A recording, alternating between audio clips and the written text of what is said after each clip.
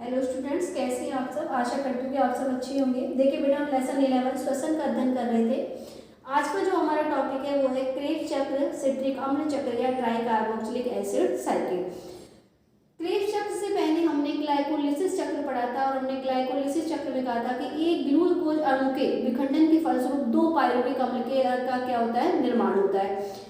इस क्रिया में जो ग्लाइकोलिसिस चक्र है ये ऑक्सी श्वसन करने वाले जीवों में भी और अनऑक्सी श्वसन करने वाले जीवों में भी, दोनों में ही जो ग्लाइकोलिसिस चक्र की प्रक्रिया है वो पाई जाती है। ग्लाइकोलिसिस चक्र की प्रक्रिया में अगर शुद्ध एटीपी की बात करें कि वहां पर शुद्ध कितने एटीपी का निर्माण हो रहा है, तो वहां पर 2 एटीपी का निर्माण होता है। इसके अलावा जो 2 एटीपी है वहाँ पे मतलब निर्माण तो 4 एटीपी का हो रहा है, लेकिन 2 एटीपी क्या हो जाते हैं, वहाँ पे खर्च हो जाते हैं। और तो शुद्ध लाभ हमको कितने एटीपी का होता है, 2 एटीपी का। इसके अलावा ग्लाइकोलिसिस प्रक्रिया में ना तो किसी भी प्रकार की ऑक्सीजन का प्रयोग होता है, तो जब प्रयोग नहीं होता है तो किसी भी प्रकार की CO2 का निर्माण भी नहीं होता है। तो ग्लाइकोलिसिस जो चक्र था उसके अंदर जो पायरुविक अम्ल का निर्माण हुआ था। अब हम जो ऑक्सी श्वसन करने वाले जीव हैं उनके अंदर ही क्रेब्स चक्र की प्रोसेस पढ़ रहे हैं, क्योंकि जो क्रेब्स चक्र की प्रक्रिया है ये केवल ऑक्सी श्वसन करने वाले जीवों में ही पाई जाती है। अनऑक्सी श्वसन करने वाले जीवों में इसका क्या होता है, अभाव होता है।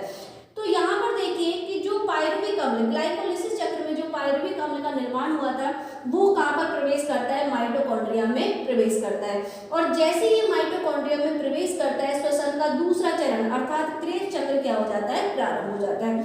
अगर क्रेब्स चक्र की खोज की बात करें तो क्रेब्स चक्र की खोज सन 1937 में एक वैज्ञानिक थे जिनका नाम था H.A. क्रेब्स नामक वैज्ञानिक ने इसकी क्या करी थी, खोज करी थी।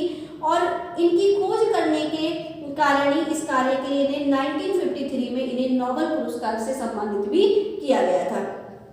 अब जैसे ही पायरुविक अम्ल माइटोकॉन्ड्रिया की आदित्री में जाता है, पायरुविक अम्ल का क्या होता है, ऑक्सीकरण हो जाता है, अर्थात ये ऑक्सीजन से क्या करता है, क्रिया करता है। और जैसे इसका ऑक्सीकरण होता है ये किससे जाकर के क्रिया करने लग जाता है, कोएंजाइम ए से। और कोएंजाइम ए से संयुक्त होकर के 2 अणु एसिटिल कोएंजाइम ए का क्या होता है, निर्माण होता है। और साथ साथ NAD से किसका निर्माण हो जाता है, NADH2 का, क्योंकि जो ऊर्जा है उसका यहाँ पर क्या हो रहा है, निर्माण होता है। तो हमने आपको बताया था कि एक NADH2 से किसका कितने एटीपी अणु का निर्माण होता है, 3 एटीपी का। तो यहाँ पर 2 अणु NADH2 का निर्माण हो रहा है, अर्थात 6 एटीपी के अणु यहाँ पर क्या हो जाते हैं, निर्मित हो जाते हैं।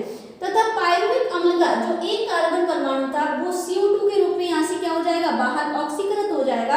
और इस कारण से इस प्रक्रिया को हम क्या कहते हैं, ऑक्सीकारी कार्बोक्सिलीकरण प्रक्रिया भी कहते हैं, क्योंकि इसके अंदर ऑक्सीजन का क्या हो रहा है, योग हो रहा है और CO2 यहाँ से क्या हो रही है, बाहर निकल रही है।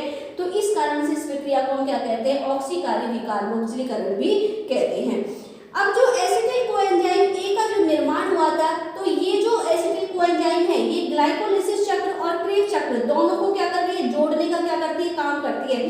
क्योंकि क्रेब्स चक्र को जब भी प्रारंभ होता है जब एसिटिल कोएंजाइम ए का क्या हो जाता है, निर्माण हो जाता है। तो कहने का मतलब ये है कि एसिटिल कोएंजाइम ए ये ग्लाइकोलिसिस चक्र का और क्रेब्स चक्र के दोनों का क्या किसका काम कर रही है, योजक कड़ी का काम करती है। किसका काम करती है, योजक कड़ी का। तो इस कारण से इसके निर्माण की जो अभिक्रिया है उसे हम योजक अभिक्रिया या प्रवेश अभिक्रिया के नाम से भी जानते हैं। तो देखिए यहाँ पे इसकी जो रिएक्शन उसको देखते हैं। ये पायरुविक अम्ल है, पायरुविक अम्ल का निर्माण कितने अणु हुए थे, 2 अणु का निर्माण हुआ था। इन्होंने 2 अणु कोएंजाइम ए से क्या कर ली, क्रिया कर ली। और पायरुविक डिहाइड्रोजिनेज एंजाइम की उपस्थिति में ये क्रिया संपन्न होती है, जिसके फलस्वरूप एसिटिल कोएंजाइम ए के 2 अणु का निर्माण हो जाता है तथा 2 अणु CO2 के यहाँ से क्या हो जाते हैं, बाहर मुक्त हो जाते हैं। और NAD से किसका निर्माण हो रहा है, 2 NADH2 का क्या होता है, निर्माण होता है। अर्थात हमको 6 एटीपी के अणु यहाँ पर क्या हो जाते हैं, प्राप्त हो जाते हैं। अब एसिटिल कोएंजाइम है ये, अब यहाँ जो एसिटिल कोएंजाइम ए का निर्माण हुआ था ये आगे जाकर के ऑक्सैलो एसिटिक एसिड है उससे क्या करता है, क्रिया कर लेता है। और ऑक्सैलो एसिटिक एसिड से क्रिया करके सिट्रिक अम्ल का क्या करता है, निर्माण करता है। तो क्रेब्स चक्र का जो प्रथम स्थायी उत्पाद है वो कौन सा निर्मित होता है, सिट्रिक अम्ल। और सिट्रिक अम्ल के निर्माण होने के कारण इसे हम सिट्रिक अम्ल चक्र भी कहते हैं। जो सिट्रिक अम्ल है इसमें 3 कार्बोक्सिलिक समूह उपस्थित होने के कारण इसको हम ट्राई कार्बोक्सिलिक एसिड चक्र भी कहते हैं। तो इस तरीके से हमने जो क्रेब्स चक्र है उसकी यहाँ पर शुरुआत की जो व्यवस्था उसको अध्ययन किया है। क्रेब्स चक्र का किस तरीके से यहाँ पर एसिटिल कोएंजाइम ए का निर्माण होगा, कैसे एसिटिल कोएंजाइम से सिट्रिक अम्ल का निर्माण होगा और आगे जाकर के ये क्रिया किस तरीके से प्रारंभ होती है, कैसे कंप्लीट साइकिल के रूप में संपन्न होगी, इसका हम आगे क्या करेंगे, अध्ययन करेंगे। क्रेब्स चक्र है उसमें पायरुविक अम्ल है, पायरुविक अम्ल से पायरुविक डिहाइड्रोजिनेज एंजाइम की उपस्थिति में ये पायरुविक अम्ल कोएंजाइम में से क्या कर रहा है, क्रिया कर रहा है और किसका निर्माण कर रहा है, एसिटिल कोएंजाइम ए का। तो एसिटिल कोएंजाइम में यहाँ तक की क्रिया थी ये ग्लाइकोलाइसिस चक्र है और ये जो क्रिया है ये कौन सा है, क्रेब्स चक्र है। तो एसिटिल कोएंजाइम में इन दोनों यानी ग्लाइकोलाइसिस चक्र को और क्रेब्स चक्र को दोनों को क्या कर रहा है, जोड़ने का कार्य करता है। तो इसलिए यहाँ ये जो अभिक्रिया है इसको हम क्या कहते हैं, योजक अभिक्रिया या प्रवेश अभिक्रिया के नाम से भी जानते हैं।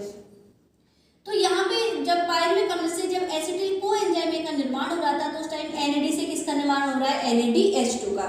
अब एसिटिल कोएंजाइम में ये ऑक्सैलिक एसिटिक अम्ल से क्या करेगा, क्रिया करेगा और ऑक्सैलिक एसिटिक अम्ल से क्रिया करके और किसका निर्माण करेगा, सिट्रिक अम्ल का क्या करता है, निर्माण करता है। सिट्रिक अम्ल सबसे पहले बनने वाला यौगिक है और प्रथम स्थायी उत्पाद है, इसलिए ही हम क्रेब्स चक्र को सिट्रिक अम्ल चक्र के नाम से भी जानते हैं। साथ साथ जो सिट्रिक अम्ल है उसके अंदर 3 कार्बोक्सिलिक समूह उपस्थित होने के कारण इसे हम ट्राई कार्बोक्सिलिक एसिड चक्र के नाम से भी जानते हैं। अब सिट्रिक अम्ल है, यहाँ कोएंजाइम बाहर निकल गया और किसका निर्माण हो गया, सिट्रिक अम्ल का।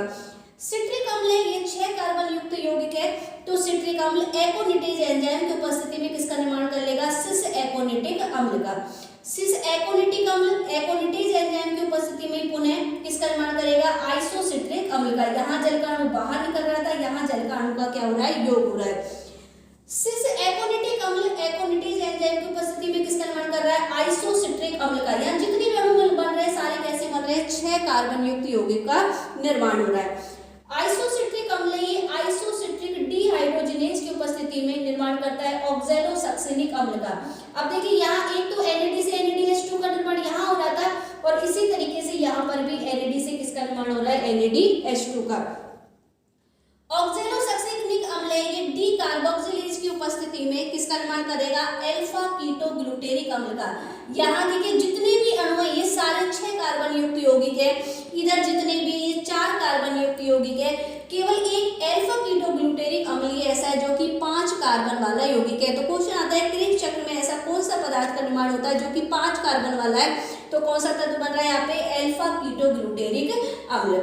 तो अल्फा कीटोग्लूटेरिक अम्ल का निर्माण हो रहा है और ये अल्फा कीटोग्लूटेरिक अम्ल अल्फा कीटोग्लूटेरिक डिहाइड्रोजिनेज की उपस्थिति में किसका निर्माण कर रहा है, सक्सेनिक कोएंजाइम ए का। यहाँ पर भी NAD से किसका निर्माण हो रहा है, NADH2 का और साथ साथ CO2 यहाँ से क्या हो रही है, बाहर विमुक्त हो रही है। फिर सक्सेनिक कोएंजाइम में ये 4 कार्बन युक्त यौगिक बन गया और सक्सेनिक कोएंजाइम में सक्सेनिक थायोकाइनेज की उपस्थिति में किसका निर्माण कर लेगा, सक्सेनिक अम्ल का। और GDP से किसका निर्माण हो गया, GTP का। अब हमने आपको बताया था कि एक NADH2 से ATP के कितने अणु बनते हैं, 3 ATP अणु बनते हैं, जबकि अगर GTP का निर्माण हो रहा है तो एक GTP के अणु से एक ATP के अणु का क्या होता है, निर्माण होता है। सक्सेनिक अम्ल है ये सक्सेनिक डिहाइड्रोजिनेज की उपस्थिति में निर्माण करता है फ्यूमेरिक अम्ल का। इधर निर्माण हो रहा है FAD से FADH2 का। अब एक FADH2 के अणु से 2 ATP के अणु का क्या हो रहा है, निर्माण हो रहा है, यानी कि एक NADH2 से 3 ATP के अणु, एक GTP से एक ATP का अणु और एक FADH2 से निर्माण होता है 2 ATP के अणुओं का। तो यहाँ FAD से किसका निर्माण हो गया, FADH2 का। फिर फ्यूमेरिक अम्ल है ये फ्यूमेरेज एंजाइम की उपस्थिति में किसका निर्माण करेगा, मैलिक अम्ल का निर्माण करेगा और मैलिक अम्ल मैलिक डिहाइड्रोजिनेज की उपस्थिति में किसका निर्माण कर लेगा, ऑक्सैलो एसिटिक अम्ल का। यहाँ फिर से NAD से किसका निर्माण हो रहा है, NADH2 का। तो इस तरीके से फिर ऑक्सैलिक एसिटिक अम्ल ये दोबारा से एसिटिल कोएंजाइम में से क्रिया करेगा और पुनः किसका निर्माण कर लेगा, सिट्रिक अम्ल का। तो श्वसन एक ऐसी प्रक्रिया है जो कि अनवरत चलती रहती है, ये कभी भी रुकती नहीं है और इसमें भोज्य पदार्थों का लगातार क्या होता रहता है, ऑक्सीकरण होता रहता है और ऑक्सीकरण के फलस्वरूप हमको क्या मिलती रहती है, ऊर्जा का निर्माण शरीर के अंदर होता रहता है और जिससे हम हमारी जितनी भी उपापचय क्रिया होती है उनको क्या करते हैं, संपन्न करते हैं। तो यहाँ पर पुनः आप देखिए ऑक्सैलो एसिटिक अम्ल एसिटिल कोएंजाइम में से क्या करा, क्रिया की और फिर दोबारा से सिट्रिक अम्ल का क्या हो गया, निर्माण हो गया। तो ये क्रिया यहाँ से फिर से अनवरत क्या होती है, लगातार चलती रहती है और ये कभी भी रुकती नहीं है। तो क्वेश्चन आता है कि भाई ग्लाइकोलिसिस चक्र और क्रेब्स चक्र की योजक कड़ी कौन सी है?